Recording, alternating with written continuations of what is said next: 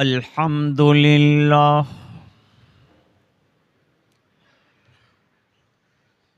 अल्हम्दुलिल्लाहि वकफ़ा वसलामुन अला इबादिहिल्लज़ीना अस्तफ़ा खुसूसन अला अफ़ज़लिहिम व ख़ातमिन नबीय्यीन मुहम्मदिनिल अमीन व अला आलिहि व सहबिहि अजमाइन।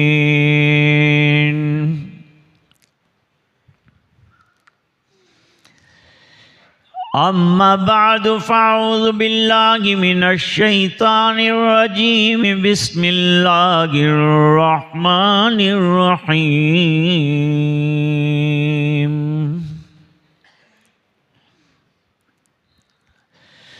क़ुल बिफ़ज़्लिल्लाहि व बिरहमतिही फ़बिज़ालिका फ़ल्यफ़रहू हुव ख़ैरुम मिम्मा यजमऊन।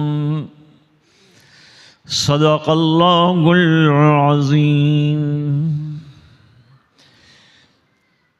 वक़ाल अन्नबिय्यु सल्लल्लाहु अलैहि वसल्लम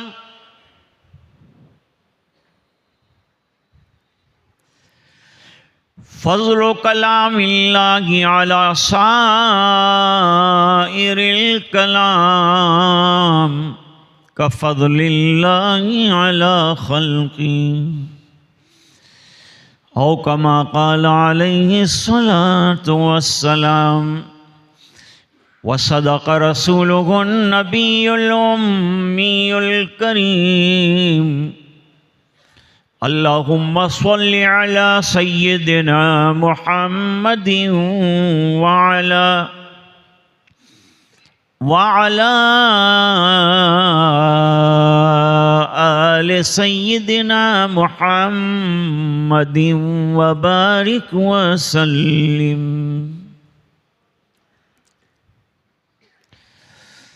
वाजिबुल एहतराम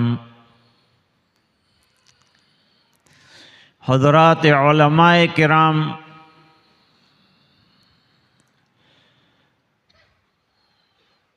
असातिज़ाए किराम, तलबाए अज़ीज़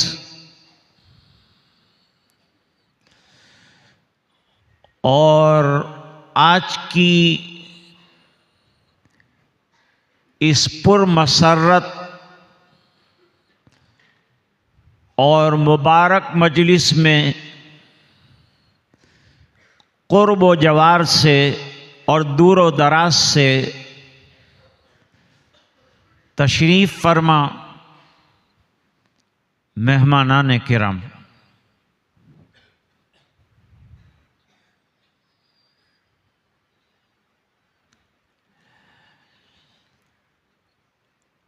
आज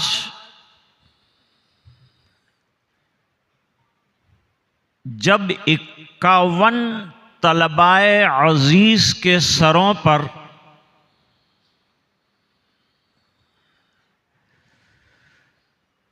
तकमील हिफ्ज़ कुरान के सिलसिले में दस्तार ज़िम्मेदारी रखी गई,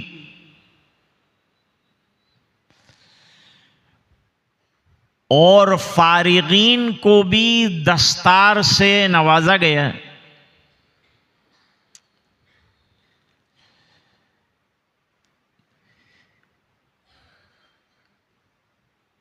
ये इंतहाई तौर पर पुरनूर, पुरमसरत, पुरबहार मौका था।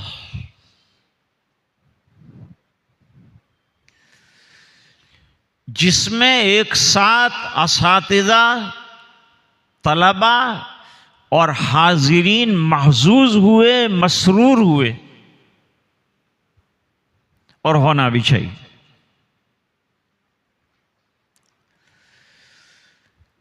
जिस मौके पर खुश होने का हुक्म अल्लाह ने दिए,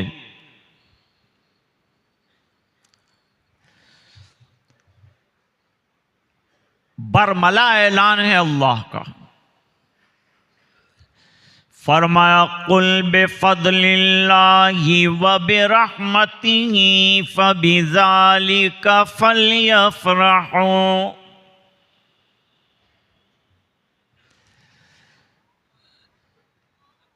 ऐ नबी आप फरमा दीजिए, अल्लाह के इस फजल पर और रहमत पर चाहिए कि ईमान वाले खुश हो जाएं, खुशी का इजहार करें। और खुशी के इजहार में बहुत से हजरात ने अपने जेब खास से इन फारिगीन और हुफ्फाज किराम को नवाजा, जो खुशी का एक अलामत है।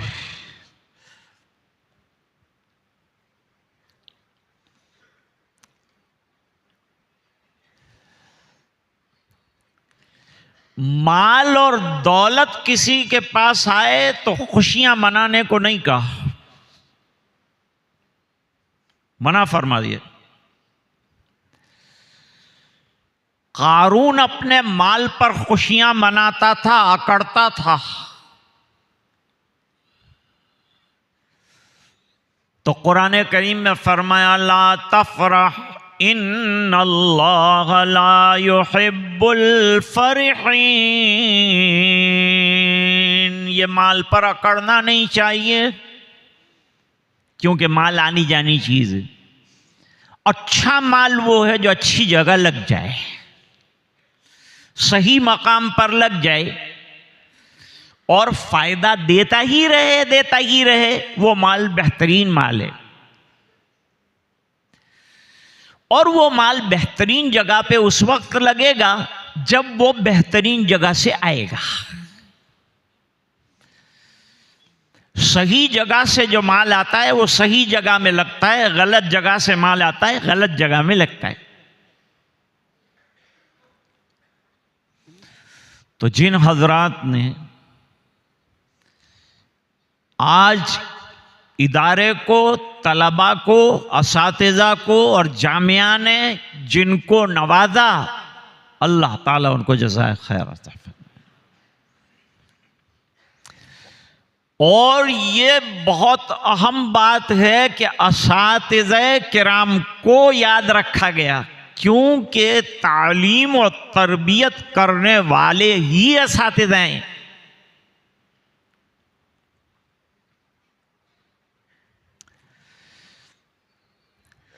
मैं लंबी तकरीर करके अपनी आक़िबत ख़राब नहीं करना चाहता, मुख्तसर बात अर्ज़ करूँगा, क्योंकि जलसे में आप हजरात को मदऊ करने का मकसद जो होता है वो मदरसे की सालाना इल्मी और अमली रूदात पेश करना होता है, जिसकी दो शक्लें हैं।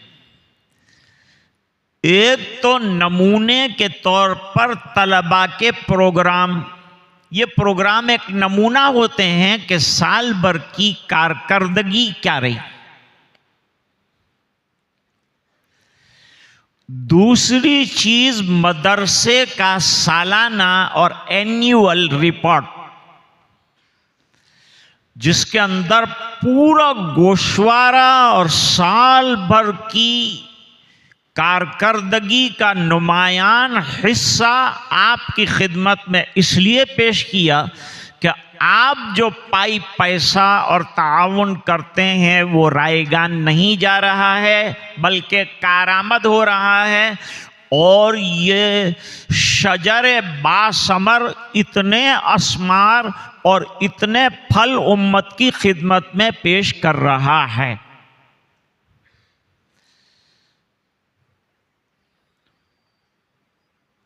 अब तक जिन जलसों में अहकर की शमूलियत हुई उसमें 45 तक हुफ्फाज़ किराम से गुफ्तगू रही, लेकिन आज 51 का रिकॉर्ड रहा है। और ये जो बड़े इजलास हैं उनमें मेरा ये आज आखिरी इजलास, उसके बाद दूसरे भी इजलास तो हैं, लेकिन वहाँ इतनी बड़ी तादाद में हुफ्फाज, तो कितना बड़ा काम जामिया कर रहा है उसका नमूना आपके सामने आया।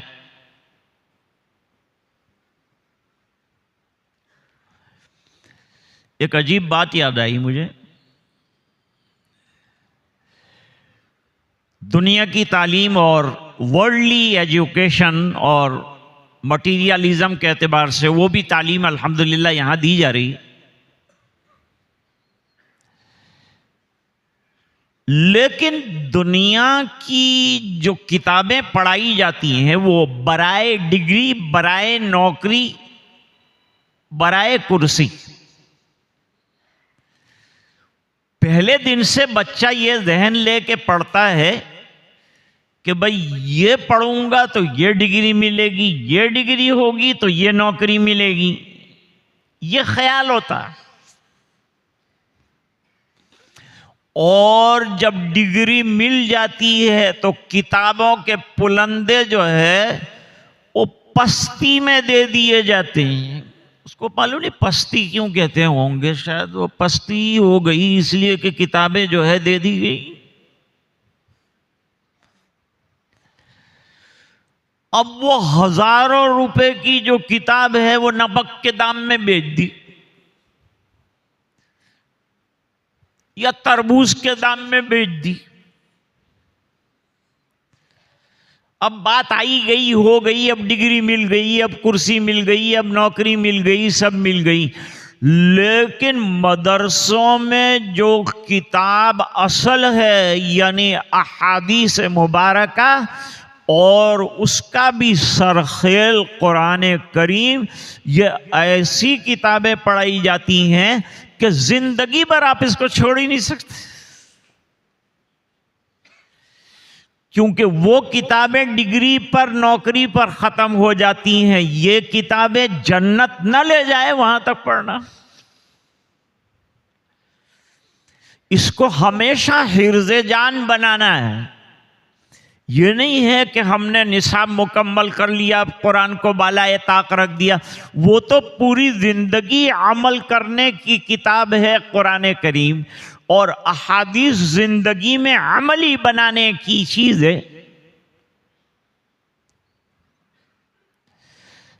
मां आयशा रदी अल्लाह ताला अन्हा से पूछा गया,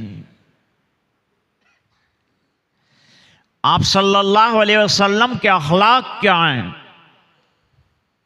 वेरी सिंपल, बहुत क्रिटिकल बयान नहीं देता मैं, सिंपल देता।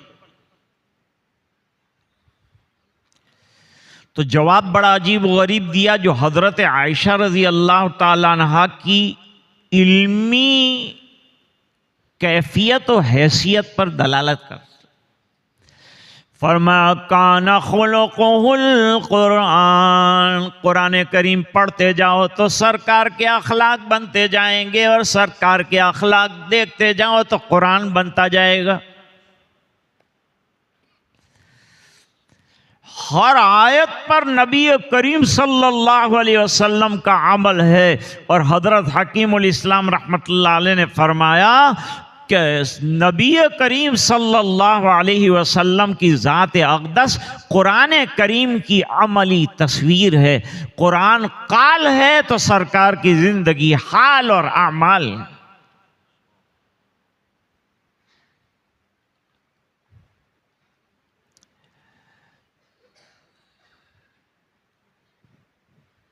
मुशरिकीन मक्का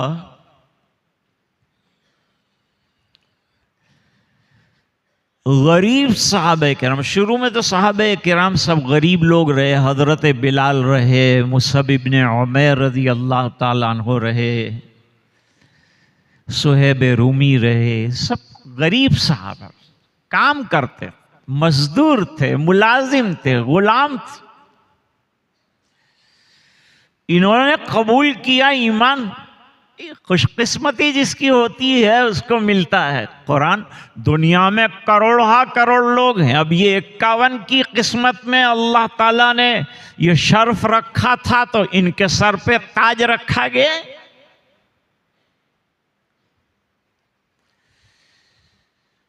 और कुरान करीम ऐसा मिरेकल है कि दुनिया की 30 पेज की किताब हर्फ बहर्फ और लेटर टू लेटर और वर्ड टू वर्ड कोई याद करना नहीं कर सकता, लेकिन ये 6 और 7 और 10 साल के बच्चे एक एक हर्फ कुरान करीम का और 114 सूरतें अज़बर याद किए हुए हैं।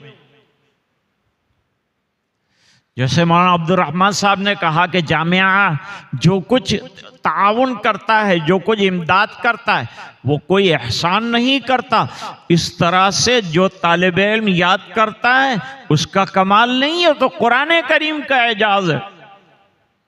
और ये जुमला मैं हमेशा अर्ज करता हूँ कि लोग कहते हैं कि इसने कुरान करीम को सीने में महफूज कर लिया, और मैं कहता हूँ कि कुरान करीम ने इसको महफूज कर। अब दुनिया में फितने बहुत हैं, इर्तिदाद बहुत हैं, हालात बहुत हैं, लेकिन इंशाअल्लाह एक मर्तबा कुरान करीम सीने में खाली अल्फाज भी याद होकर आ गए, ये कुरान ऐसी रहबरी करेगा, ऐसी रहबरी करेगा कि ये किसी फितने का शिकार नहीं होगा और तौहीद बरहक पर रहेगा। तौहीद तो ये है कि खुदा हश्र में कह दे, ये बंदा दो आलम से खफा मेरे लिए है।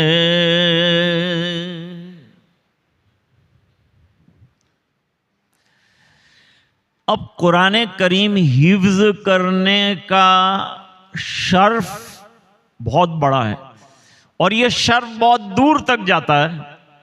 रिश्तेदार जिनके लिए जहन्नम वाजिब हो चुकी, लाजिम हो चुकी, उनको अगर उन्होंने ये बच्चों को सीने से लगाया तो ये सीने से लगे हुए हुफ्फाज़ कुरान उस रोज जब वो तड़प रहा होगा जन्नत के दाखिले के लिए और जहन्नम का ऐलान हो चुका होगा, ये पासपोर्ट दे देगा वो रिश्तेदार को और कहेगा चलो चचा तुमने कुरान पर खुशी मनाई, आज तुम्हें खुशी का रास्ता जन्नत है वो दिखाता हूं। 10 ऐसे आदमी को वो जन्नत दिलाएगा, दोज़ख में जिसके जाने का ऐलान हो गया।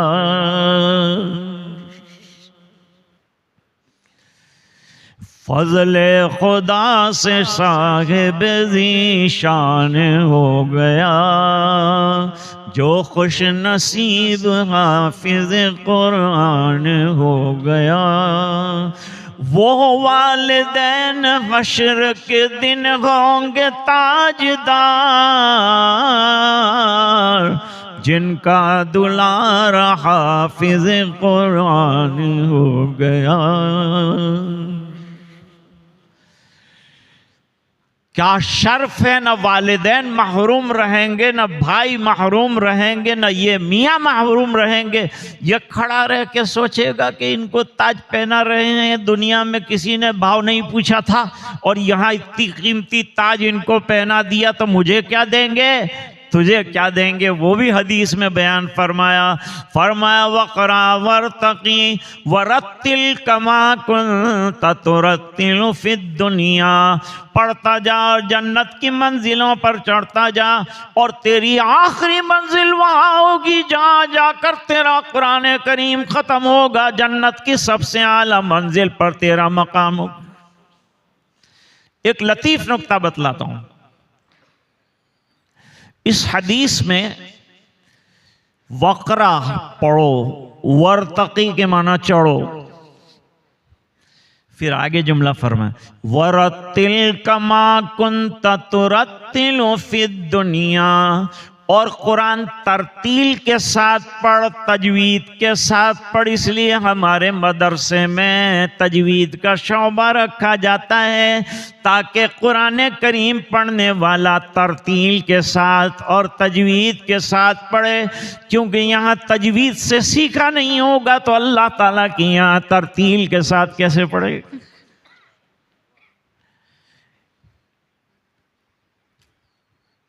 अब एक नुक्ता लिखें आप, मेरे वालिद साहब फरमाते,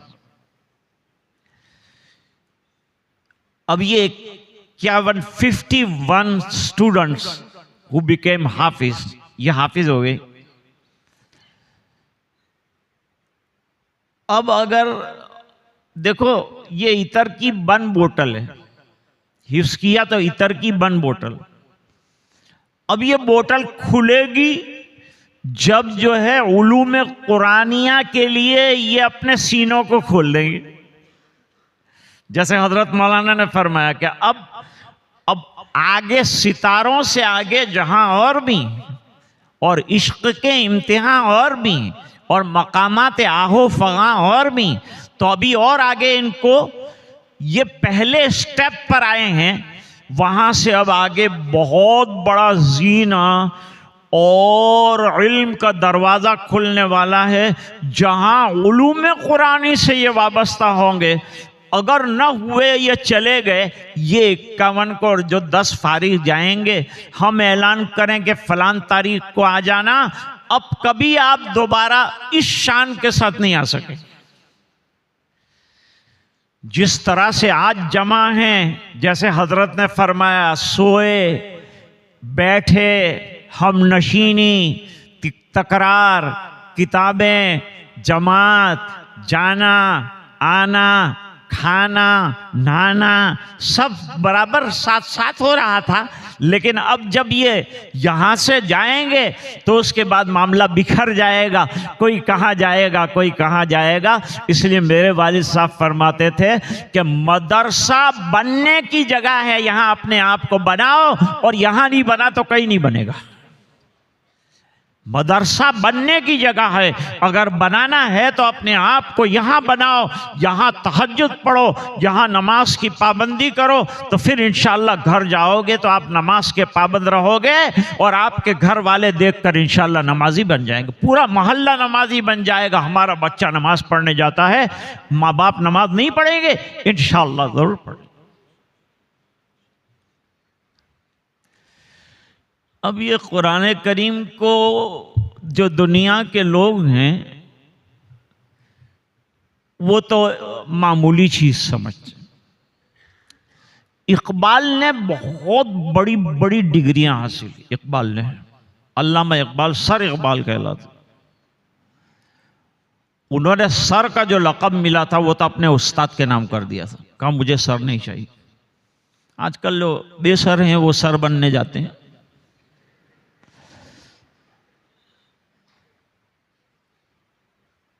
अल्लामा इकबाल को एक अंग्रेज आया मुलाकात के, हजरत ये जो अशार आप लिखते हैं ये बड़े इल्मी और अजीब व गरीब अशार आप लिखते हैं, तो आपका स्टडी और आपका मुताला किस कुतुबखाने में है? आपका कुतुबखाना देखते। उंगली पकड़कर उस अंग्रेज को हजरत अपने उस छोटे कमरे में ले गए जहां मुसल्ला रखा था और रहल के ऊपर कुरान शरीफ रखा था। फरमाया ये मेरा कुतुबखाना है। कुरान करीम से बड़ा कुतुबखाना ही कोई नहीं। जितनी किताबें इस्लामी लिखी गई हैं इसमें से कुरान को अगर आप निकाल दें, किताब की हैसियत क्या रह जाएगी बताओ? न कोई हदीस रहेगी, न कोई तफसीर रहेगी, न कोई फ़िक़ा रहेगा। ये सब चीज़ें तो कुरान में से निकल कर आई हैं। कुरान असलुल उसूल है और दस्तूर असासी है और कॉन्स्टिट्यूशन ऑफ इस्लाम, इस्लाम का कॉन्स्टिट्यूशन। जितने दस्तूर बनते हैं हमारे वो सब कुरान करीम से बनते हैं। इसलिए तो हम जो हैं पर्सनल लॉ के लिए लड़ रहे हैं कि कुरान का बनाया हुआ दस्तूर मुल्क में रहेगा, तुम्हारा बनाया हुआ दस्तूर हम नहीं मानते। ऊपर से जो आएगा उसको मानेंगे, तुम्हारा आएगा रिजेक्ट कर देंगे, क्योंकि हम अल्लाह के हुक्मों के तो पाबंद है, तुम्हारे हुक्मों के पाबंद नहीं है। तुम्हारे हुक्म अगर हमारी शरीयत से नहीं टकराते तो हम मानने के लिए तैयार हैं, लेकिन जहां कुरान से टकराएंगे हम खड़े हो जाएंगे, हम गर्दन कटाएंगे इसके खिलाफ नहीं।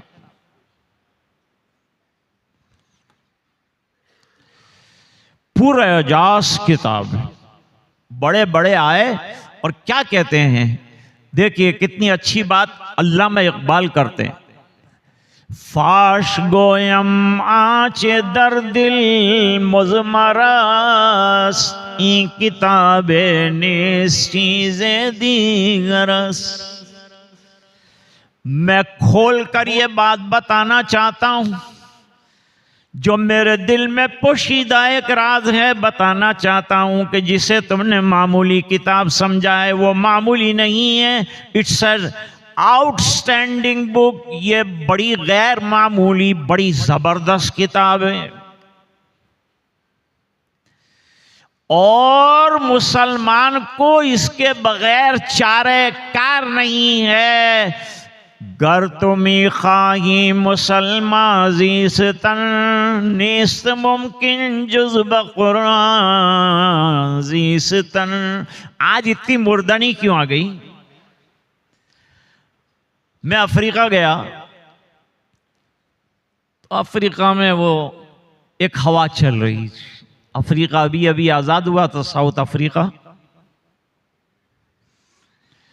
वहां एक हवा चल रही थी, न्यू इस्लाम इन न्यू साउथ अफ्रीका। हमको साउथ अफ्रीका में नए इस्लाम की जरूरत। कुरान तो जिंदा किताब है। सोना जितना रखते जाएंगे कीमत बढ़ती जाएगी, हीरा जितना रखते जाएंगे कीमत बढ़ती जाएगी। कुरान करीम जितना पुराना होता जाएगा उतना जवान होता जाएगा। और 1400 साल पहले कुरान की ज़रूरत थी तो 14,000 साल के बाद भी कुरान की इतनी ही ज़रूरत रहेगी जितनी के पहले थी, क्योंकि कुरान अखलाक की किताब है और अखलाक की दुनिया के हर फर्द को ज़रूरत है, हर मुल्क को ज़रूरत है, हर इंसान को ज़रूरत है। और मदरसा उसका मखज़न है और उसका किला है और उसकी खान है। इसलिए देश अगर चाहता हो कि दहशत गर्दियों से बच जाए, दहशत गर्दों से इस मुल्क को बचाया जाए, ये मुल्क तरक्की करे, तो फिर मदरसों को चलने दीजिए इस बिना पर कि जितने मदरसे बढ़ते जाएंगे चोर डाकू उचक्के कम होते जाएंगे। यहां शराब का एक कतरा भी न पिया जाए, ये सबक दिया जाए। यहां जुए का एक पैसा भी नहीं चल सकता है। यहां नाजायज और हराम का दाखला नहीं है। जहां अखलाक बेहतरीन तौर पर सिखाए जाते हैं। और अखलाक किसको कहते हैं? जो आमाल सरकार ने बताए वही तो अखलाक ने।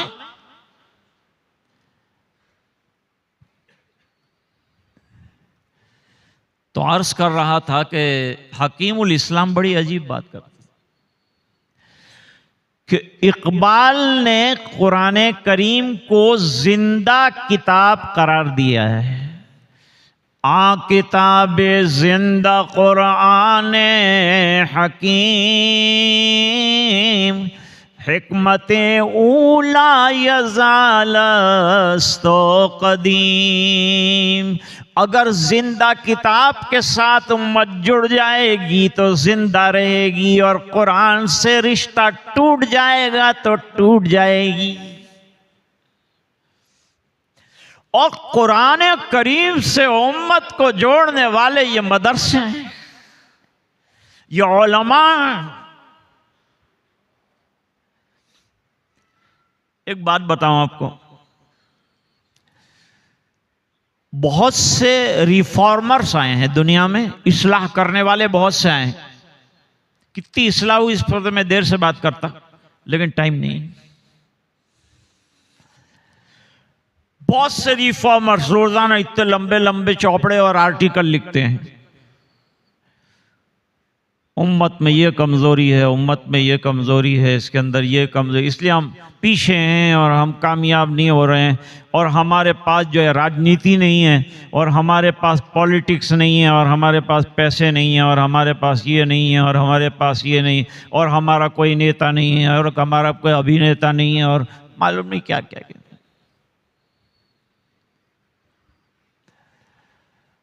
इसका हल क्या? नहीं, ये भी नहीं है, वो भी नहीं है, कुछ नहीं हमारे पास, हम पढ़ के बंगाली है, हमारे पास कुछ नहीं है। तो बताना भाई क्या करने का है, क्या करें क्या हम? तू इतना रो रहा है, हमको भी गम है, लेकिन करना क्या है? बेचारा आर्टिकल में ऐसा हो जाता है कि उसको कुछ मकसूद का पता ही नहीं चलता कि उम्मत को रास्ता क्या बताएगा। अरे पैसे आएंगे तो क्या मसला हल होता, और थोड़ा सा एजुकेशन आया तो क्या मसला होता। अभी हिंदुस्तान में हजारों के एतबार से मुसलमान डॉक्टर हैं, हजारों के एतबार से वकील है, क्या मसला हल हुआ है हमारा? वही परेशानियां, वही हालात हैं। उसमें भी इल्जाम उलमा के सर पे धरा कि ये हमको वकील नहीं बनने देते और ये हमको डॉक्टर नहीं। हमको पूछता कौन है? कौन सा तुम हमारे पूछने पर अमल कर लेते हो? करके फिर आते हैं हमारे पास कि ऐसा कर लिया, उसके बाद आते हैं, उसमें क्या मशवरा देने का होता है? कुछ भी नहीं, खाली उलमा के सर पे टोकरा डाल देना और उनके सर के ऊपर पानी उल्टा कर देना और अपने दिल में जो आए वो करना, और नाकाम हो तो नाकामी का टोकरा उलमा के सर पे डाल लेना। ये उम्मत की कमजोरी है। जिस दिन उलमा का एहतराम और वकार तुम्हारे दिल में आएगा, अल्लाह ताला ये दिन नहीं दिखाएगा। और कहते थे ना अच्छे दिन कब आएंगे, तो अच्छे दिन आ जाएंगे।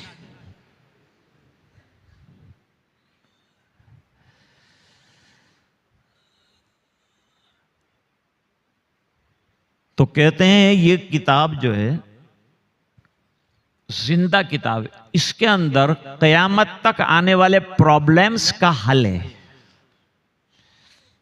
अभी निकाह होगा, उसके अंदर एक आयत पढ़ी जाएगी, वो आयत का आधा टुकड़ा ये सित्ते आर्टिकल है ना, उसका हल है। कितने भी तुम आर्टिकल लिख दो, मैं आपको आधी आयत के अंदर इसका हल बताता हूं। अगर कोई ना कहे ना तो उसके ईमान का खतरा है। वो क्या है? वमन युतिअल्लाह व रसूलहू फक़द फ़ाज़ फ़ौज़न अज़ीमा।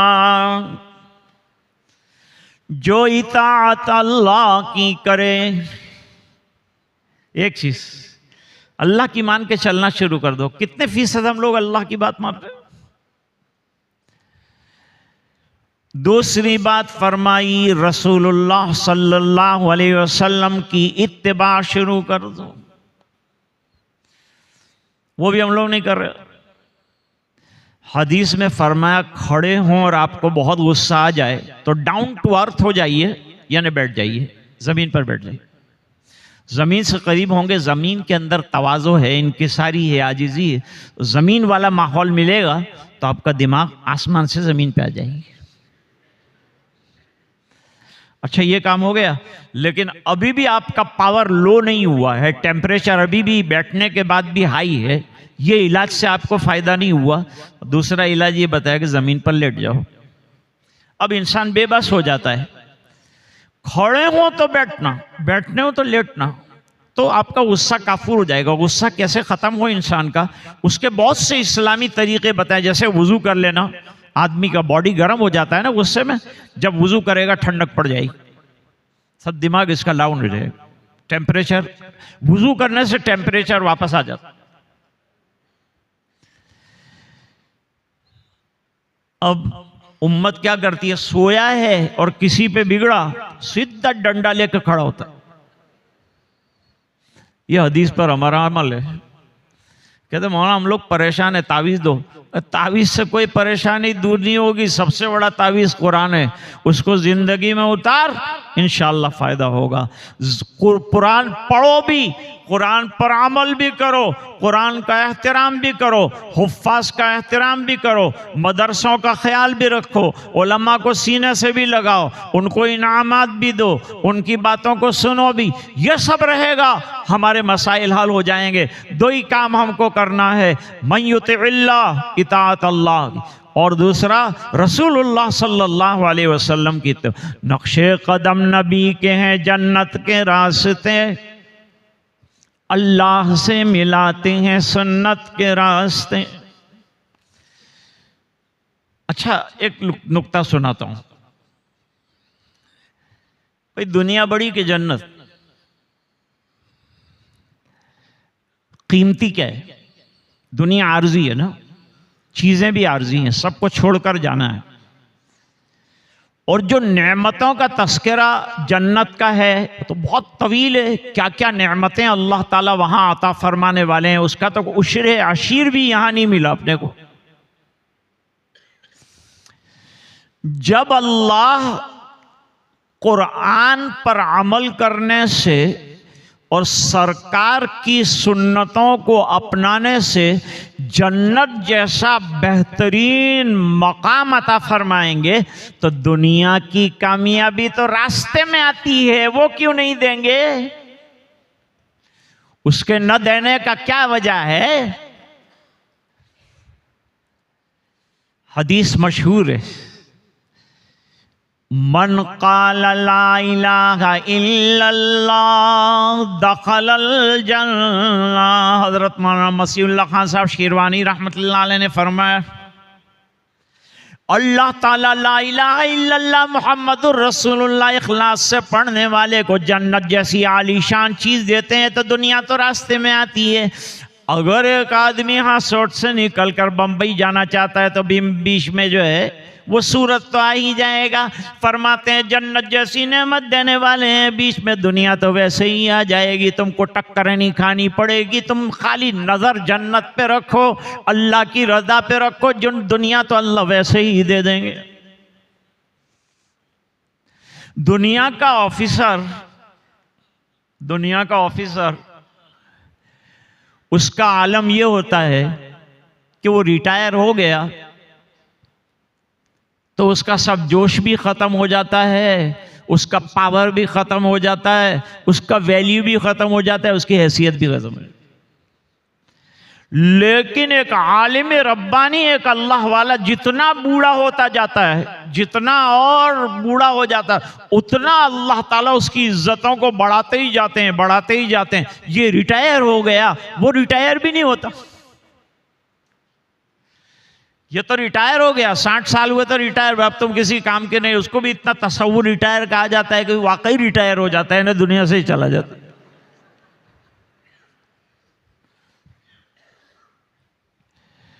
और यहां तो अल्हम्दुलिल्लाह जितना बूढ़ा होता गया इज्जतें बढ़ती गई।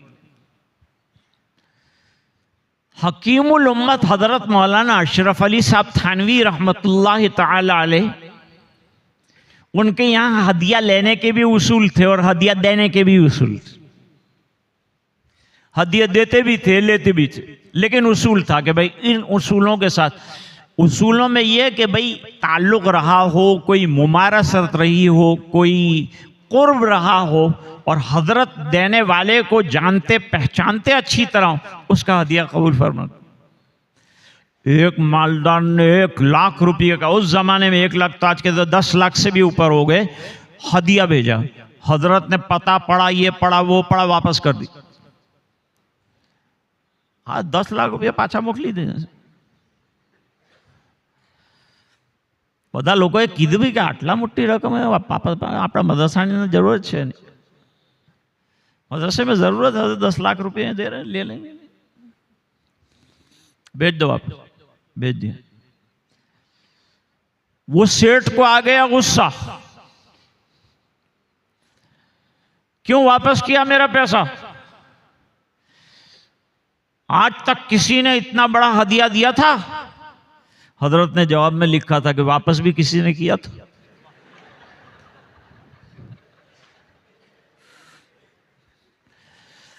माल की हमको जरूरत नहीं, इल्म तो बेनियाजी सिखाता है। हमारे पास खजाना इतना बड़ा है, हमें दुनिया के खजाने की कोई जरूरत नहीं है। अल्लाह देता है। तो कितना बड़ा खर्च है हमारे मदरसे का, अल्लाह चलाते हैं कि नहीं चलाते हैं?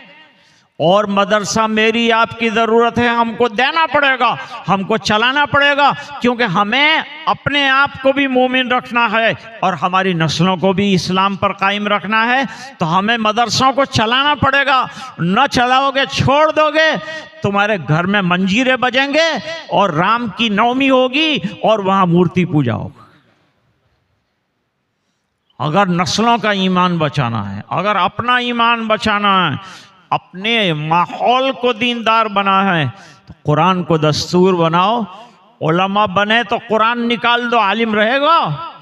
और मुफ्ती बना है, कुरान निकाल दो, आलिम रहेगा। और मुजव्विद बना है, कुरान निकाल लो, मुजव्विद रहेगा। और हाफिज के सीने से कुरान निकाल लो, कुछ रहेगा? कोई हैसियत नहीं रहेगी। मुसलमान की जो हैसियत बनेगी सब कुरान करीम से बनेगी। इसलिए कुरान करीम को हिर्ज़ जान बनाओ। मैं मौलाना अब्दुर्रहमान साहब को मुबारकबाद पेश करता हूँ। अल्लाह ताला इनकी मेहनतों को, इनका पूरा स्टाफ जो इनके साथ शाना बशाना काम करता है, उनको और जितने मदरसे के कारकुनान हैं उनको अल्लाह ताला बेहतरीन बदला अता फरमाए, जज़ाए खैर अता फरमाए। और ये जो इदारा फल रहा है, फूल रहा है, हज़रत मुफ्ती अब्दुल्ला साहब रहमहुल्लाह ताला, अल्लाह गरीक़ रहमत फरमाए। छोटी छोटी तामीरें जब भी होती थी, मेरे वालिद साहब को बुलाते थे, याद करते थे, और मैं भी छोटा सा था। और साथ जो है हमेशा यहाँ सामने एक छप्पर लगता था, वो छप्पर के अंदर बैठकर मेरे वालिद साहब बयान करते थे, दुआ करते थे और वो तामीर की बुनियाद रखते थे। आज अल्हम्दुलिल्लाह शजर बासमर बन चुका। ये सब अल्लाह वालों की आमद, बुज़ुर्गों की दुआएं, हज़रत रहमतुल्लाह अलैह की कोशिशें और आप हज़रात की तवज्जुहात की बरकत है। जो हज़रात मुखय्यरीन हैं, मदरसे को दे रहे हैं, नवाज रहे हैं, हम उनका भी शुक्रिया अदा करते हैं। आप बड़ी तादाद में तशरीफ़ लाए और आकर आपने जलसे को इंतहाई इत्मीनान के साथ सुना। और हज़रत मौलाना अब्दुर्रहमान साहब का रिपोर्ट मैराथन रिपोर्ट था, लेकिन वो भी आपने इत्मीनान से सुना और गैर से सुना। अल्लाह ताला आपको जज़ाए खैर अता फरमाए। ये जलसे को अल्लाह ताला अपनी बारगाह में शर्फ़ कबूलियत से माला माल फरमाए। मैं सबको मुबारकबाद देते हुए अपनी बात को ख़त्म करता हूँ। व आखिर दावाना अनिल हम्दुलिल्लाहि रब्बिल आलमीन।